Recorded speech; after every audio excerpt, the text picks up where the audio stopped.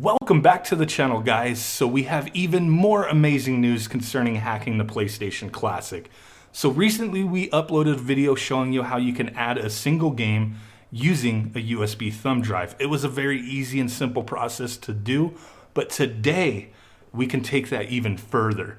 So I'm going to show you a few things. I'm going to show them working and how you can do this yourself.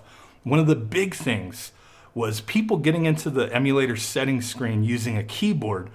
I couldn't get that to work. I've tried like 10 different keyboards and it seemed like you had to have an expensive Corsair keyboard. There was a handful of them that were confirmed working, but I'm not willing to buy another keyboard to get into that screen, and a lot of others aren't as well. But today I'm going to show you how you can get into that screen using a controller, and then I'm also going to show you how you can add as many games as you want and show that we can use PBP files with this process. So those are like compressed PlayStation 1 games for like the PSP and whatnot. That works on this. Pretty sweet stuff. So if you haven't watched the other video where I showed you how to do the hacking to get that single game on here, you will want to follow that process to be able to do what we're going to do right now. So I'll put a link in the description to that previous video if you want to check that out. But this works a little differently. So what we're going to do is, as you see, we did add Tomba in the previous video. Pretty sweet. It works. It still works. But what we're going to do is just jump into a random game. It doesn't even matter. So we'll just load up Twisted Metal. Now I'm showing you no keyboard in hand. I'm just going to do a button combination. And boom! We're in the emulator settings screen. Pretty sweet stuff. So the way it's set up is just to hit select and triangle to get in, and then you can navigate using the D-pad and the buttons. So X would confirm, O would back out. Awesome. So this menu is the key to being able to load as many games as we want through the USB thumb drive. So a lot of people are getting to access this, and there's tons of stuff we can do.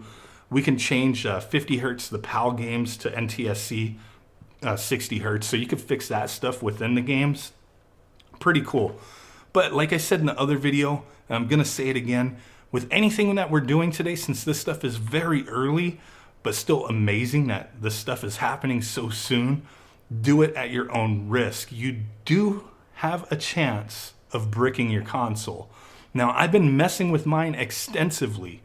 I have tweaked so many different things, messed with so many different things. I think I've bricked my system maybe 3 times, but I was able to recover it each time. Now, I'm doing things that, normal people probably wouldn't. So I think the chances of bricking aren't as high as some people may think they are, but still, do it at your own risk. Like I said, I think I've bricked my system to where it just wouldn't boot up anymore, but I was able to go in and fix some things and it would boot up just fine again. But like I said, you're taking the risk. Don't blame me if something goes wrong. But here we go. We're going to go into the PCSX menu. We're going to go to load CD image.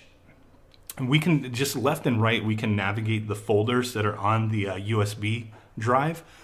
So I'm going to go to games, scroll over to that 21 folder that we talked about in the previous video. Open that up. Left and right, I do have some games. Bushido Blade, you see it's a PBP file. Crash Team Racing, Crash Bandicoot, Hot Shots Golf, Metal Gear Solid VR missions. This was the other game, the Tomba, that we put onto the user interface, onto the main menu.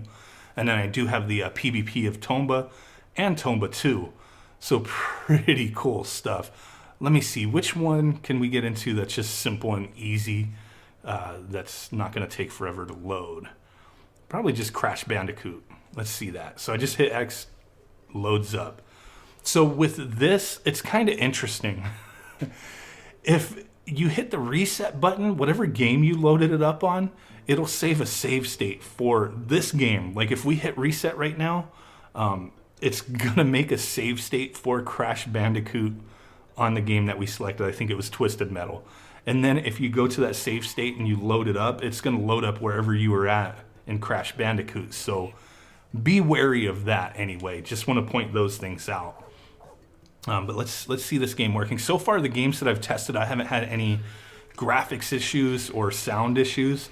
I'm not saying every game will run fine, but so far what I've tested has worked. I played Bushido Blade earlier. I was going to highlight that on this video, but it just takes forever to load. It's an awesome game, but just one of those ones where it was like, man, how did I have the patience for this back in the day? But here we go. Pretty awesome stuff. This game should have been on here to begin with, but hey, I have it on here now on a little flash drive. So essentially, you can put as many games as you want. I just have an 8 gigabyte USB flash drive. You can use an external hard drive as well, pump that up with the entire library of games. Like I said, not saying that every game will work, but I've tested a few and have not had any issues. So as you see, this is running just fine. I'll show you. I'm going to hit the reset button, and it's going to create a save state. There you go. So we're on Twisted Metal right now, and Twisted Metal has a save state for Crash Bandicoot. You could wipe all that through the settings menu if you so chose, but I'm just pointing that out because it is kind of important to know. If we click play on Twisted Metal, it'll load up Twisted Metal just fine. If we go to the save state, it's going to resume Crash Bandicoot as long as you have that USB drive in there. Have I tested this out without the USB drive?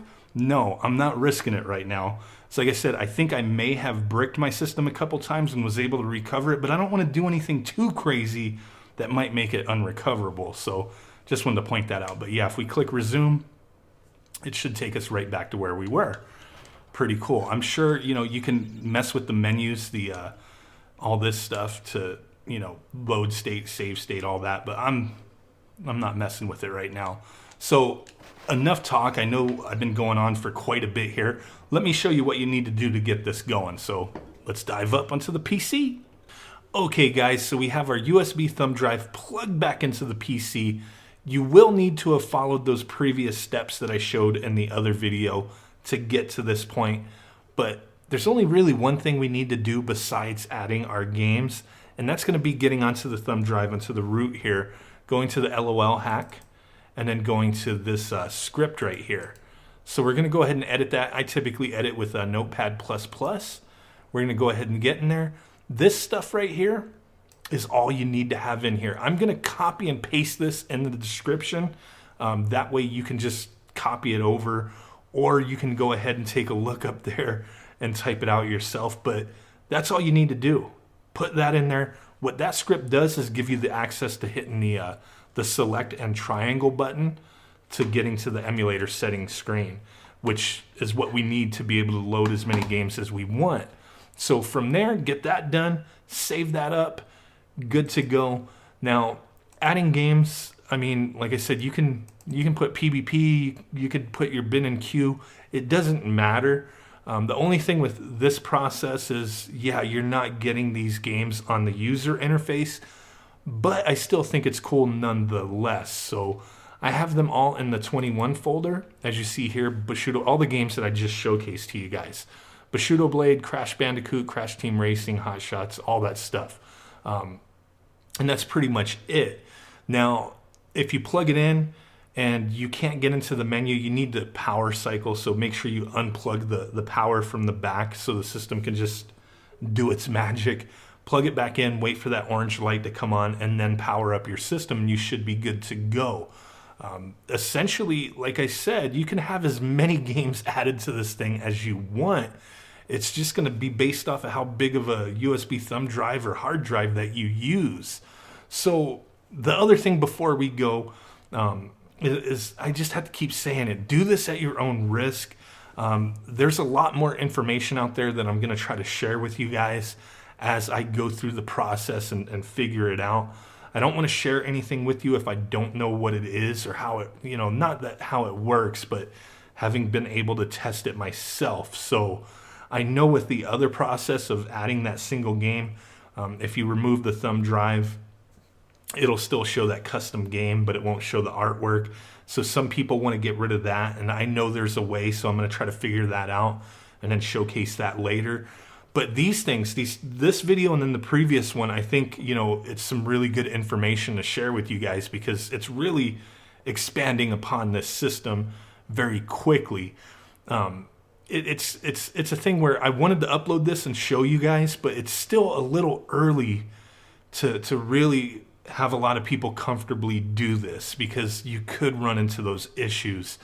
It's almost a thing where keep tabs on what's going on, but if you don't want to risk anything crazy, just wait until, there's a final version or a public version, because this stuff's not really publicly, ready in a sense. It's publicly available, don't get me wrong, but I don't think it's ready for the public to really be messing with and relying on. It's just cool to tinker with this thing and to mess around with it. And I just don't want to hear people having issues and, not being able to resolve it. I've been able to resolve some of the issues I've had, but like I said, to do certain things, we need to figure it out further. So do at your own risk. Wait it out if you like. Mess with it if you want. I'm just sharing information with you guys because I think this is pretty cool. A lot of people wanted to bash this system, myself included. But I knew, this thing was going to be hacked and we're going to be able to expand upon it. So definitely awesome. I'm going to keep sharing as new stuff comes out. Really do appreciate it. Smash that like button. Make sweet ass love, really sweet ass love to that notification bell. If you make a mess, that's on you. But I do appreciate it either way. Subscribe if you haven't done so already. With that said, guys, I will catch y'all next time. Peace out, bye-bye, and boom!